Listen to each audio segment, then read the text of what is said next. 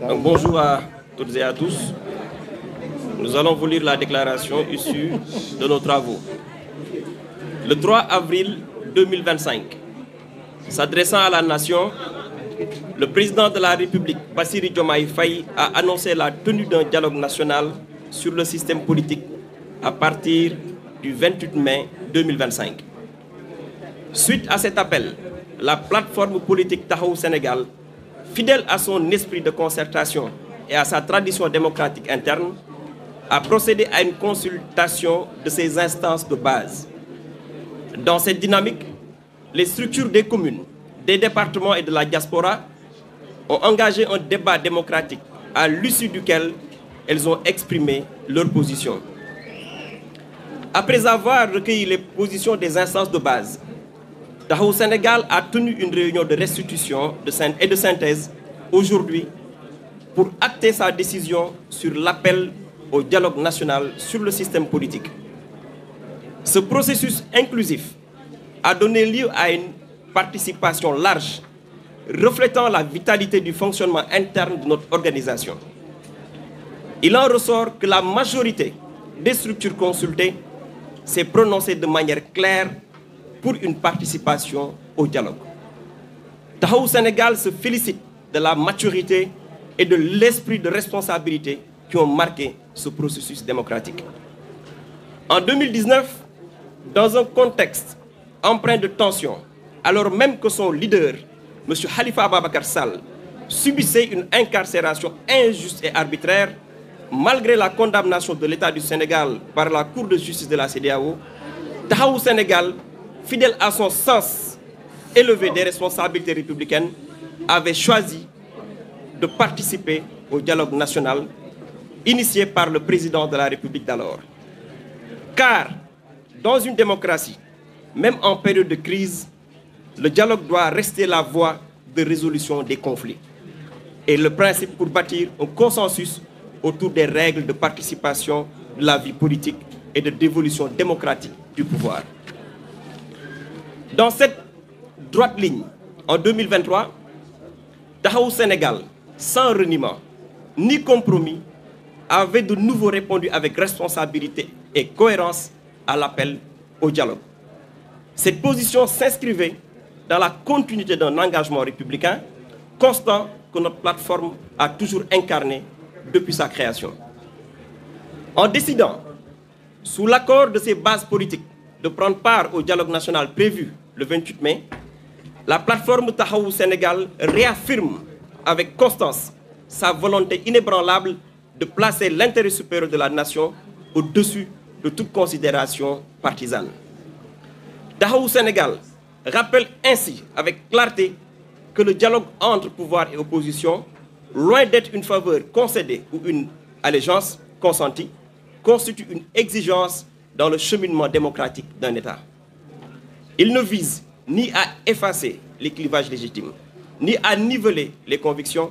mais à créer un espace de lucidité partagée. Taxawu Sénégal portera au cœur de ce dialogue les préoccupations politiques, sociales, économiques et judiciaires de nos concitoyens et défendra une vision empreinte d'équité, fondement d'un cadre institutionnel équilibré. Merci beaucoup.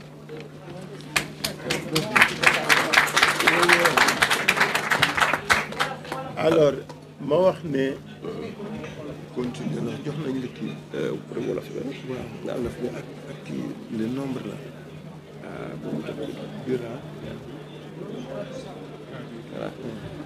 ñetti fan ci weeru avril bi ñu weesu njiitu réew mi da doon jokkalanteeg réew mi ci wàllu boobu nag mu ne dina woote pencoo bu yaatu ci li nga xamante ne mooy suñu doxalin ci politique ci ñaar fukki fan ak juróom-ñett ci weeru mai ci atum 2025 bi ñu nekk. ci woote boobu nag plateforme bii ñuy wax maanaam kuréel politique bi ñuy wax Taxawu Sénégal nga xam ne taxawaayam dafa méngoo ak diisoo ak waxtaan ba noppi nag bàyyi banqaas yi ko séq di waxtaan seen biir waxtaan nañu waxtaan wu yaatu ak kuréel yi nga xamante ne ñoo ngank Taxawu Sénégal ci biir gox-goxaan yi. ci wàllu boobu nag banqaas ak kuréel yi nekk ci communes yi nekk ci département yi ak ci bitim réew tàmbali nañu waxtaan wu yaatu boo xam ne kenn ku ci ne wax nga sa xalaat joxe nga ko. ba ñu saytoo loolu def nañu tey li ñuy wax réunion de synthèse maanaam daje boo xam ne dañuy xam mbir yi fan la féete te ci wàllu boobu nag li ci juddu mooy taxawu Sénégal dina dem bokk ji ci ndaje ak waxtaan bi njuuti réew mi woote ci suñu système politique. doxalin boobu nag dafa méngoog ñun suñu doxalin bi ñu sosee taxawu ak léegi liñ ci gis mooy ñëpp ànd nañ ci ak dal ak mat wér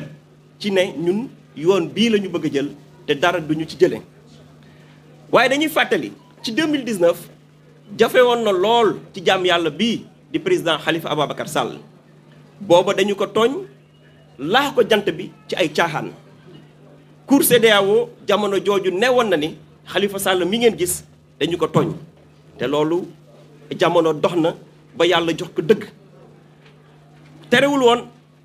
coono bu doon dund mitit biñ nekkee woon di naxaru xol terew ñu woon dem waxtaani ji ndax loolu ci li tax ñu sos taxawu Sénégal ci la bokk maanaam fépp fu ñuy pencoowe ak waxtaane jëmukaayu réew mi dañ fa war a am cër am fa kàddu ci li gën a gàtt maanaam at yi ñu weesu ci 2023 taxawu Sénégal daj na ci lu mburu dajul cib taal maanaam tuumaal nen ñu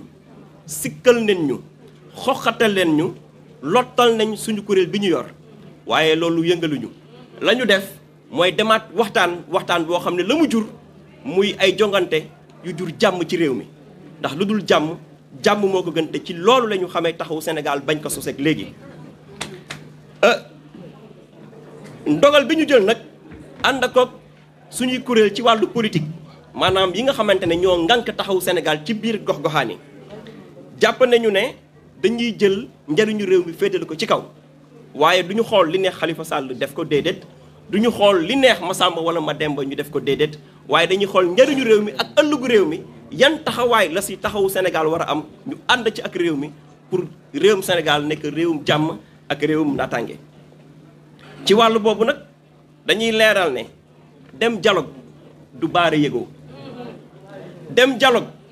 du fa nga riigu woon ci ngëm-ngëm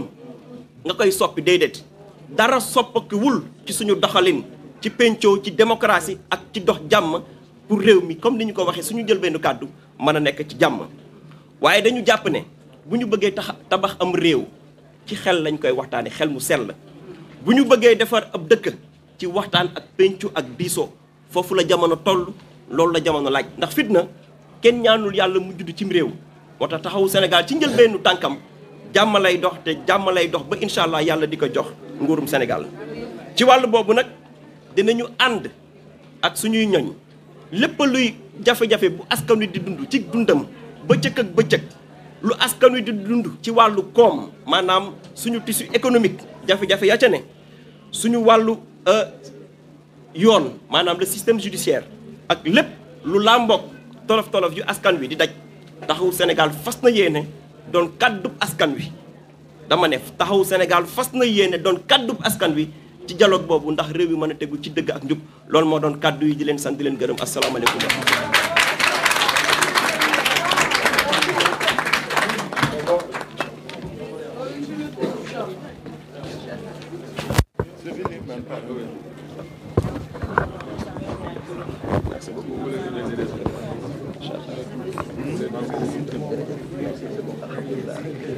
Bon, merci beaucoup. Comme on avait dit, il s'agissait d'une déclaration de presse. Remercier toute la presse de sa présence. Et comme l'a dit le président Khalifa Ababacar Sall, il reprendra la parole publique bientôt et on donne rendez-vous très prochainement, Inch'Allah. Merci beaucoup. Merci.